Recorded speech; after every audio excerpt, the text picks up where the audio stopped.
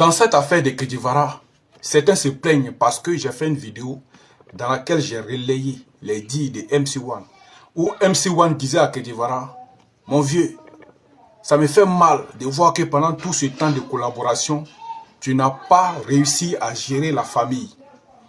Tu ne t'occupais même pas de ma vie.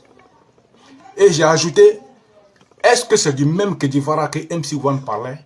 Le même Kedivara qui a pris MC1 étant petit et qui a commencé à s'occuper de lui jusqu'à devenir quelqu'un. Et j'ai vu, il y a des personnes, pour eux, c'est pas normal que je dise ça. Pour eux, est-ce que Kedivara s'est vraiment occupé de l'enfant?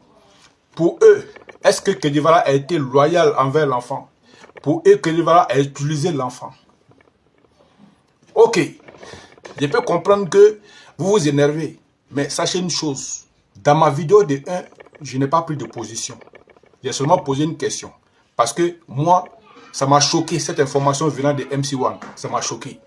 Et on sait tous que tout peut arriver dans la vie. Hein. Tout peut se faire dans cette vie-là.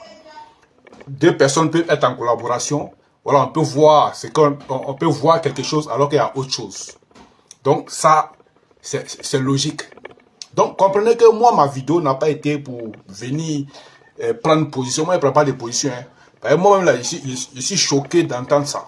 Si c'est vrai que Kedivara ne s'est pas occupé de MC1, n'a pas donné ce qu'il faut à MC1 après des contrats qui ont été signés entre eux, selon eux, hein, après un contrat qui a été signé entre eux et Sony, si MC1 n'a pas bénéficié durant sa carrière musicale avec Kedivara, bon, nous on ne peut pas savoir ça.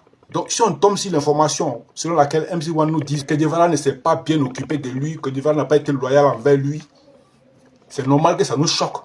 Donc ma question a été une question de choc. Parce que je ne m'en remettais pas.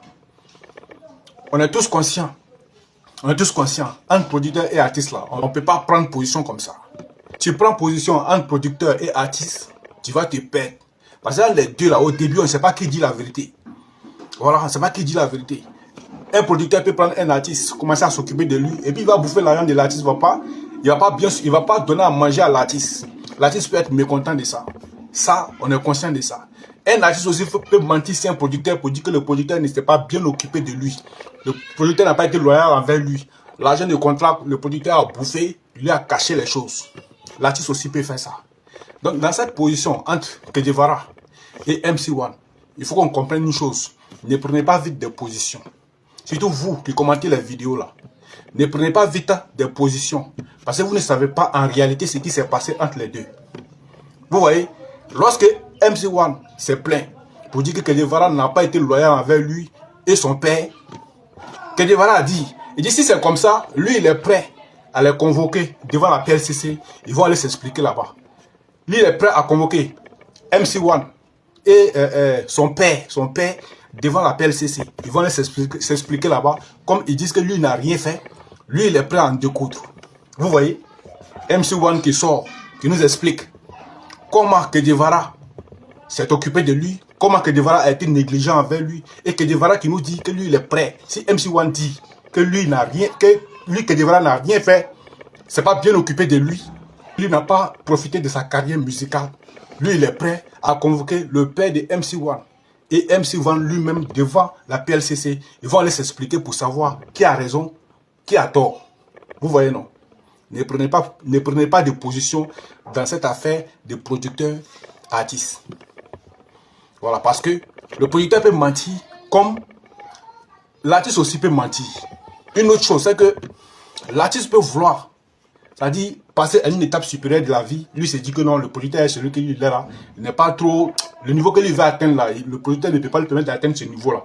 Donc l'artiste peut décider de créer une séparation entre lui et puis le producteur.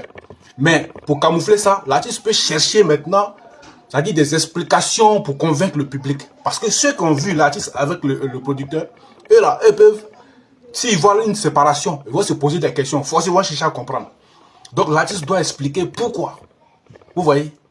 Le producteur aussi, c'est la même chose. Il peut travailler avec un artiste et puis à un moment donné, il sent que l'artiste là, il ne lui est pas rentable. Et il peut décider de se séparer de l'artiste d'une manière ou d'une autre. Voilà, donc les gars, ne prenez pas de position. Restez neutre dans cette affaire de MC1 Kedivara. Parce que Kedivara a sa position, MC1 a sa position. Kedivara estime que lui s'est occupé de lui, MC1 estime qu'il ne s'est pas occupé de lui. Donc, vous-même, analysez.